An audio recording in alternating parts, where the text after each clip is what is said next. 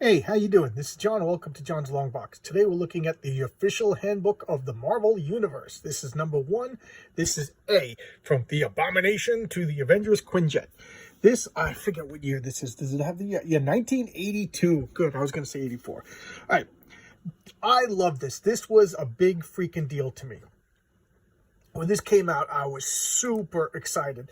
And then I remember DC came out with the Who's Who. I don't remember who was in production first, but I just remember they both came out around the same time, and I loved this. Oh my God. I've said it before, and I'll probably say it again, that comic book collectors have a little bit of OCD in them, you know, a little bit of compulsiveness to them. So something like this just was right up my alley. Again with the cough. Now, I hate when people say, oh, my OCD, when they don't really have OCD. So please, I'm not trying to say anything like that. I just know that comic book collectors are prickly pears and they're very compulsive. And this came out and it just, oh man, just, I love this. Here we got Ant-Man, we got the Angel, we got Aurora, we got Arcade, we got Ajax. Doesn't Ajax look just like Salma Hayek? Oh my God, look at that. We got Ariel, you know, that's Kitty Pryde. We got these AIM agents, the Alpha Primitives. I'll talk about them when they show up. Anaconda. Oh yeah, and then the back. Oh. Annihilus, the Abomination, Archon, American Eagle, Arabian Night, Angar the Screamer, Ares, the Absorbing Man. I love the Absorbing Man. Aquila, MODOK? Why is MODOK up there? Not MODOK. Jeez. Aramzola, Atuma, and Aquarion. So let's take a look at these. Okay. Here we have the credits. Jim Shooter, editor-in-chief. Mark Grunwald, Michael Carlin, Joseph Rubenstein. This is the research. I'm not going to go through everything. This is just too much. And here's the pencils. Ron Wilson, look at this. This is like a who's who of all the important people back then. Luke McDonald's a very unrated artist. Okay. And look at that. The Abomination. And I love this. Is like the stats. And believe me, I was really into Villains and Vigilantes at the time. It just came out, and I was gangbusters into that game. And I took like all of my favorite DC Marvel guys, and I was not into DC yet when this came out. I took all my favorite Marvel characters, and I used this stats to make them into role-playing games. I spent so much time with the X-Men, trying to make the X-Men as close to this as possible. The Absorbing Man. I love the Absorbing Man. Look at that. Oh my God, he's so cool. And this guy could fight Thor, you know, so he's a badass. He's a badass. El Aguila. It's a pretty cool costume. Pretty cool costume. I'm just going to stroll through these pages, and if you like this, I'll go through other issues. AIM. How cool is that costume? I always, you know, the beekeeper costume. These are advanced idea mechanics. This is like their scientist soldiers. I just love the concept of AIM. Here we have Ajax. Amazing how much he looks like Salma Hayek. Amazing. And this is supposed to be the Greek hero Ajax. So, I don't know. I could go off on this identity politics. But according to Greek mythology, Ajax was homosexual, Greek man. So, we already had some diversity. So, let's change him into a Hispanic woman. Yeah.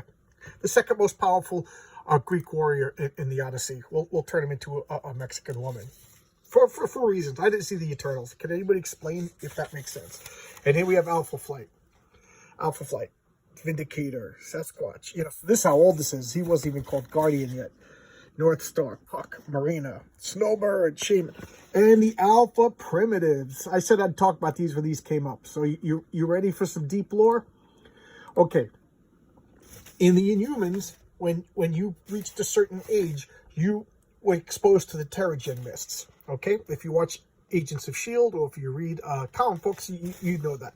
Now, certain Inhumans, when they turn into the, you know, according to the TV show, some, what are they, the Sundered people, the people who left the Inhuman Great Refuge, some of them had enough Inhuman DNA to trigger the metamorphosis, the Terrigenesis, but not enough to break free.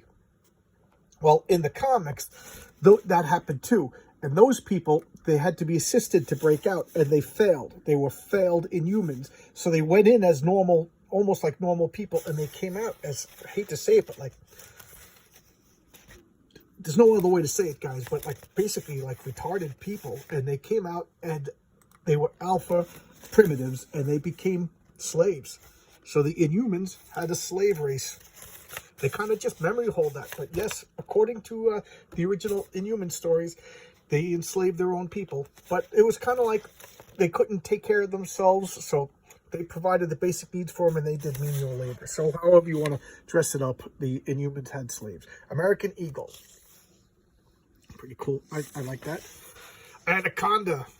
I love the girls. Anaconda. Angar the Screamer. You know, he was with Screaming Mimi, who became Songbird in the Thunderbolts. Why couldn't I think of the Thunderbolts? Just hippie guy. And not only did he have like sonic powers, but he had like psychedelic sonic powers. So he would scream and you would like trip. Angel, Warren Worthington, one of the original X-Men. I love that costume. Such a cool classic costume. Annihilus, who I think is going to be playing a big part in the MCU movies coming forward. Just this like leader of like this insect horde from the negative zone. So cool. There's it, man. I love that costume. I love that costume. That's I love it. I showcase this comic. Aquarian, another. His power is like he shuts off all power.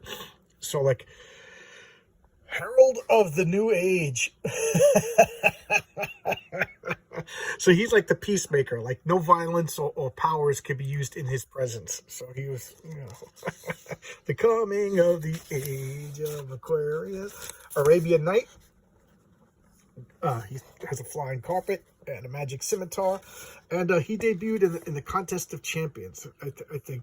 Did they show where their first appearance? I thought they showed their first appearance. Okay. Arcade, another character who kind of has a limited.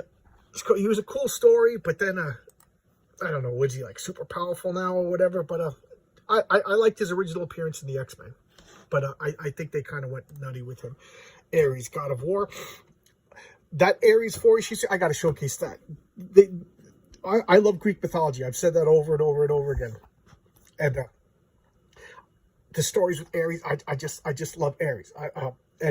Or Mars, as he's called by the Romans. But they haven't really done a good job with him in Marvel. They did a better job with him in DC. He's a flat-out villain in DC. Always fighting Wonder Woman, which kind of makes sense. But Marvel hasn't been doing anything worthwhile with Ares until that 4-issue limited series came out. Then they redeemed him and made him a great character. I should break that up. Ariel, that's Catherine Pride, Kitty Pride. You know, before she became Shadow Cat and everything. You know, she was that they kind of made her that she was experimenting on her with her powers. Archon, I showed that X-Men when they go to Archon's dimension world or whatever. He's basically Conan.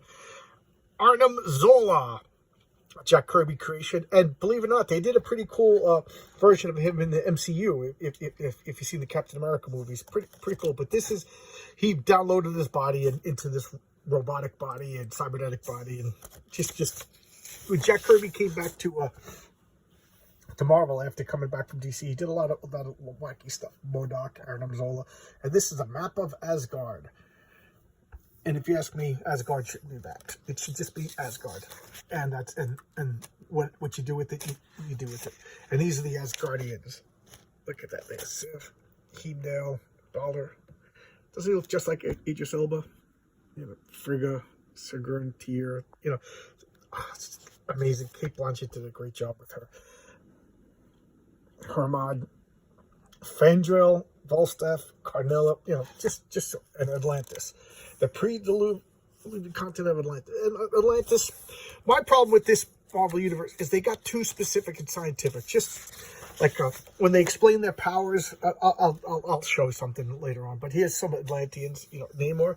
Remember, Submariner. Namor. His name is Namor Mackenzie. His father is a white Canadian. So keep that in mind. Dorma, his deceased wife. Look at all this.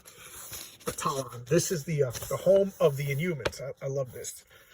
the subsidy of the Alpha Primitives. So we keep our slaves underground. We don't want to be seeing them. And the royal family.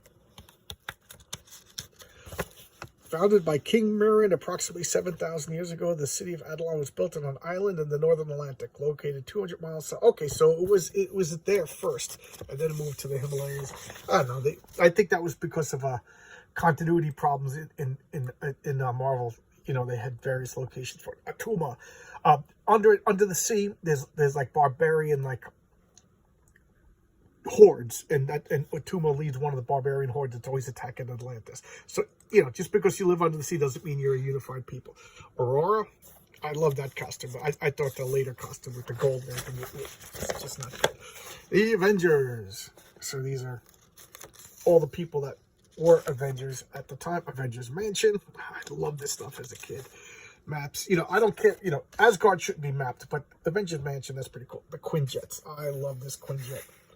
And I use this, what I told you, I played Villains Vigilantes, my superhero role-playing game, and I use this map as like the model for a lot of, you know, their ships. The alien races, the Akron, I don't even know, you know, who these alien races, Alpha Centaurians, Octurians, Astrians, Autocrons, and, but, oh, as I said, I love this. The DC Who's Who did it a little better in the fact that they just said Superman flies and has heat vision and you know, is super strong. Where this one, they tried to explain everything with like vague super science. Who cares? Who cares? Just Ant-Man shrinks. That's all you need to know. Don't explain it. Who cares? He's got magic science. Just hand wave it. You know, we're buying your comic. We already accept that they have these powers. So there you go. This is the first issue of the Marvel Universe. If you like this, I'll continue. They made a different. This was the original one. Then they did another one like what 10 years later with the white covers, and you know, and then they did it like almost like a binder, like you bought sheets and you could update it. And then I think for a while they maintained it online, which was excellent because then it could be updated. And now I think they just did away with it because it's like, what, Wikipedia does all that stuff and Marvel doesn't have to pay anybody to do it. But I thought this was fun. This was a lot of fun. All right. What do you think of this, guys? Thanks a lot. I'm getting so many comments. It's so much fun. I appreciate all you guys. I haven't said it in a while, but thank you so much for watching my videos. I'm having a lot of fun, guys. Thanks a lot. I'll see you tomorrow. Bye-bye.